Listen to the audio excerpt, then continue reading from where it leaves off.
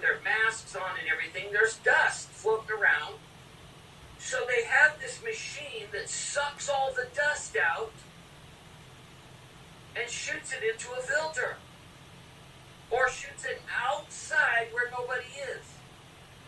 Interesting, huh?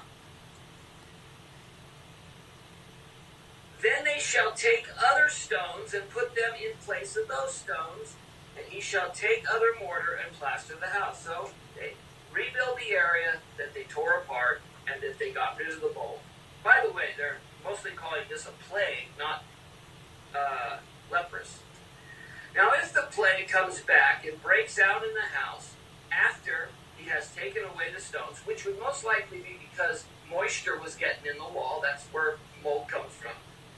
After he has scraped the house and after it is plastered, then the priest shall come and look.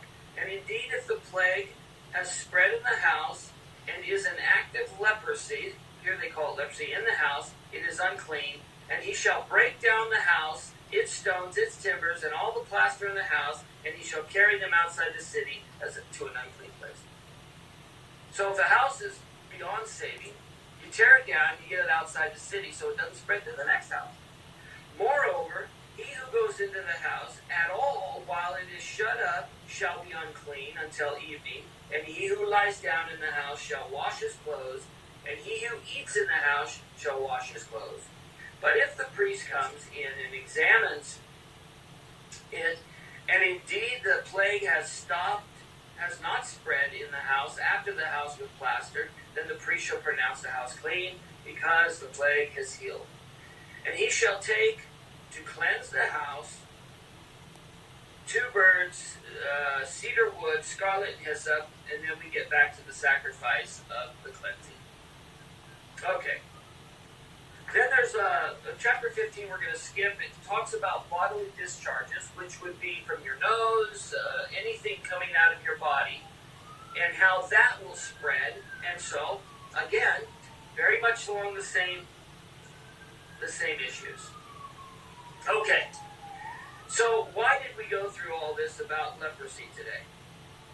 Well, one is to prove that God was way ahead of us. Number one is to prove that God is way ahead of us. That the solution that the whole world has adopted, social distancing, has been around for 3,000 years. It was given to the Hebrews by God in order to protect them from this very thing of viruses, infections, disease that is contagious and can be spread easily from one person to another. There was a quarantine.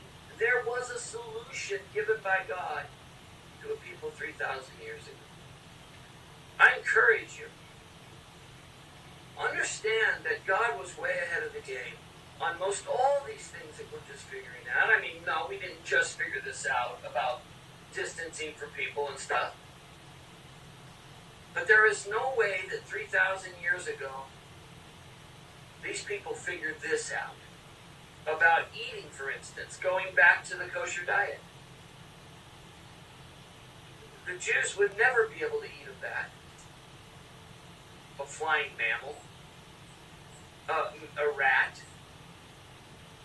They're not allowed to touch a dead body without going and being cleansed. They're not allowed to touch a dead animal, any kind of corpse. If a Jew was to touch anything that was dead or unclean, they had to go wash. They had to go through a process of cleansing, social distancing, until they were cleansed. We're doing the right thing here by social distancing. It's not crazy. It's biblical.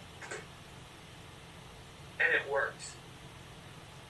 Now, I'm going to talk to John because I want John and I to come up with a CalvaryRoad flyer. It'll be an email form that gives you some things to do in this time until this is over to increase the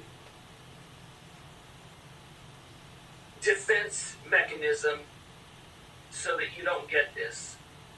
Certain things to take, vitamins or whatever.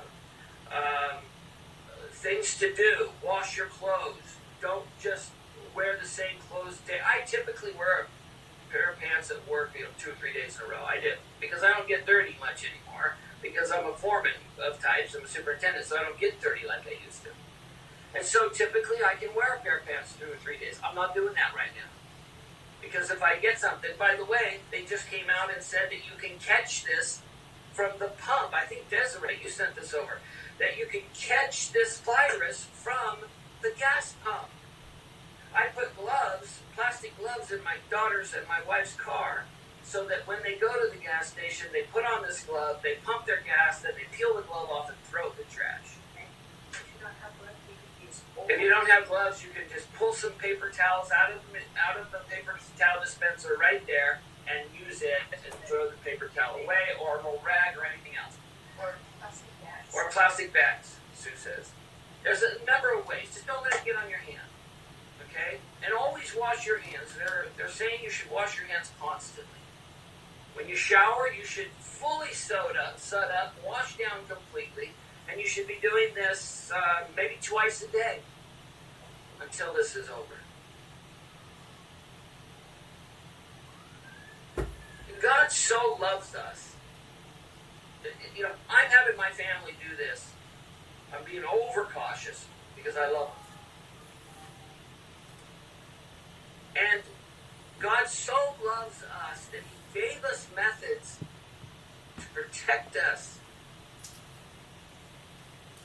Way back when people started following Him. When the Jews and now the Christians follow Him. There's a lot of things we can learn from the Bible.